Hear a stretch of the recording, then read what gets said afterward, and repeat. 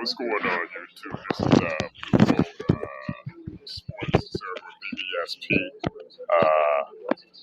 I wanted to make another video. I promised I'd make a video a couple days. Like I said, I've been real busy with my personal life and stuff that's going on outside of YouTube. But I wanted to respond to Nick Wright and his bullshit talking about trying to going on a smear campaign for to downgrade Michael Jordan's accomplishments, his legacy. I seen that bullshit on there when he was talking about the East was weak and he was losing without Pippen. You know what I mean? Like, come on, man. Like, we gotta stop this revisionist history, man. When it comes to these players, man. Like, straight up. Like I told you, Nick Wright is on the opposite side of the spectrum when it comes to this whole argument, man. Like, he's skipped Bayless to Michael Jordan as Skip Bayless is to LeBron James, okay? And I seen all those lists he had on there saying he was losing without Pippen, the East was weak, he didn't beat a super team and all that bullshit, okay? Think about it. Michael Jordan first came to the NBA in 1984, okay? Averaged the most points as a rookie coming out of North Carolina, okay? You think about the team, or what he had on these teams, talking about he was losing before Pippen, okay? Like, when you have guys like David Corzine and Kyle Macy, who else? Guys like that, Kyle Macy, I mentioned him, Dave Corzine, George Gervin. And this is the George Gervin that was no longer in his prime. He wasn't the same player he was in the ABA in his early days in the NBA, okay? And Orlando Woolridge, guys like that. You're going up against teams like the Milwaukee Bucks, your first rookie season. Going up against a team that has Alvin Robinson, Sidney Moncrief,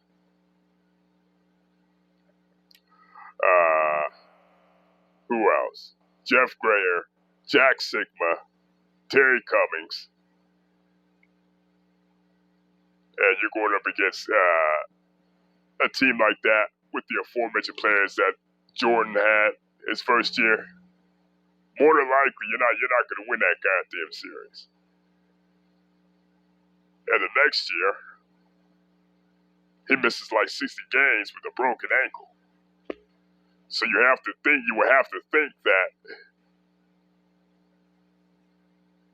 through those 60 games he missed, you add Jordan to that team, it's more than likely they win more games, and they're probably not even an AFC. Think about it. They're probably not even an AFC even that next year. So, think if Jordan had to play that whole 85-86 season, if that broken ankle didn't happen, they'd probably be as high as maybe a 7th or a 6th seed. But once again, you got a team with George Gervin, Kyle Macy. At that point, Charles Oakley was on the team. Orlando Woolridge, David Corzine and shit. And you're going up against a legendary Boston Celtics team. What makes you think you even have a shot at winning that series? Especially considering that even then, despite the fact that he had an amazing 63 points, he was only like maybe 5-6 games in from coming back from the injury. Okay? So, think. More than likely, you're not going to win that series. Anyway. Despite Herculean efforts. And also, 87, same thing, same team. Of course, then you had John Paxson on that team and everything, but still. Think about it. New coach in Doug Collins, new system, new players get acclimated to the system, more than likely you're going to struggle. At the end of the day, we got to stop painting this picture as to like Jordan had it easy coming into the league. He didn't start winning. He didn't start winning no championships when he first came into the league, and that's the main gripe I have with Michael Jordan fans. They act like out the gate he started winning games when that wasn't even the case. But like I said before, you got people like goddamn Nick Wright trying to twist the narrative, talking about Jordan never played super teams. Well, wasn't Boston a super team? Wasn't Boston a super team in that era?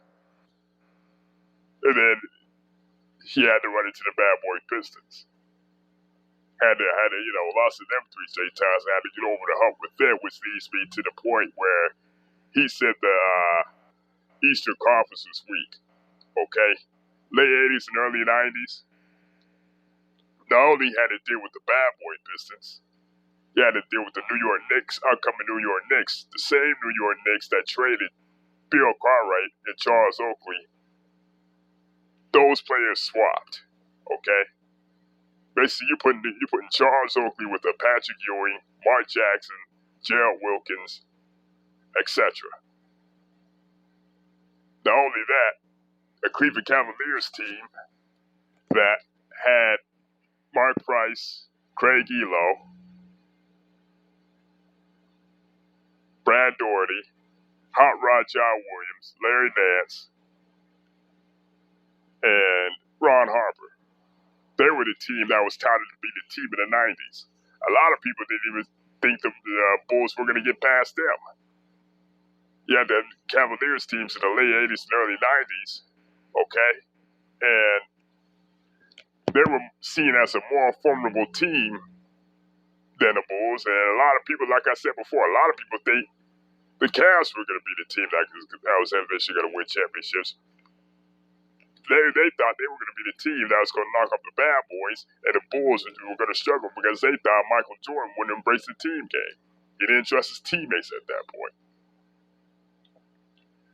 And getting back to this, he was a loser without Pippen, okay? He was in the MVP conversation by the 86-87 season, okay? And if I'm not mistaken, he won a couple slam dunk championships beforehand. I know that's individual things a little bit, but still. When you're a loser, period, you're a loser. You're a loser all around. You're not having all NBA awards. You're not having all defensive team awards. Not to mention 1988, he won Defensive Player of the Year and MVP in the same season. The first player to accomplish that feat. So then again, I don't buy into the notion that Michael Jordan made Scottie Pippen. Okay, Scottie Pippen remains one of the most underrated players of that era. Okay, but getting back to the whole East Conference was weak. Okay, once Jordan got past the Pistons, he had to not even considering that. He had to for a while he had to run into the Philadelphia 76ers with Charles Barkley, even though that team wasn't as talented as the Bulls. They were still formidable with Rick Mahorn and who came over from the bad boy Pistons, and players like Hersey Hawkins. Then you had up-and-coming teams in the early 90s with Larry Johnson, Alonzo Mourning, Darryl Curry, and the Charlotte Hornets. They gave the Bulls fits a little bit. Then you had Shaq and Penny Hardaway with the Orlando Magic coming up, even though it was later, a little bit middle of the decade, that they had their 2 playoff series. Still, all in all, they were an up-and-coming team that the Bulls eventually would have had to deal with. Not only that, Indiana Pacers with Reggie Miller and Davis and them, the Davis centers with the rebound, Rick Smiths. You had even a Cleveland Cavaliers team. Even by the time Ron Harper got traded to the Clippers, they were still a formidable opponent in the Eastern Conference. So like I said before, man, this bullshit that Nick Wright is spewing, all he's doing is just having an agenda, man. He's trying to smear Michael Jordan's legacy just to prop up LeBron. As opposed, the opposite of the end of the spectrum. You have Skip Bayless downgraded LeBron to make Michael Jordan look better. Like Michael Jordan look better than already is. So, like I said before, man, I don't pay attention to this shit. Like I said, this is all bullshit. A bullshit narrative ran by both of them just to care for their favorite player. But this whole thing about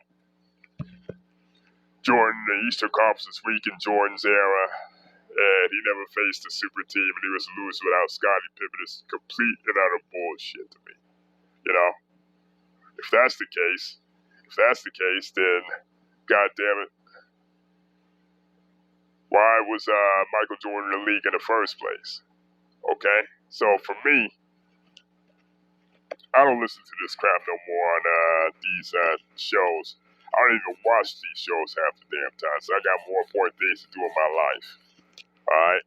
So, like I said before, man, you're going to call somebody who's Defensive Player of the Year, won 5 MVPs, and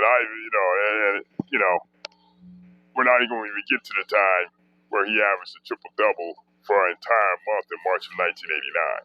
So, that don't sound like no goddamn player that needs to be carried. You understand me?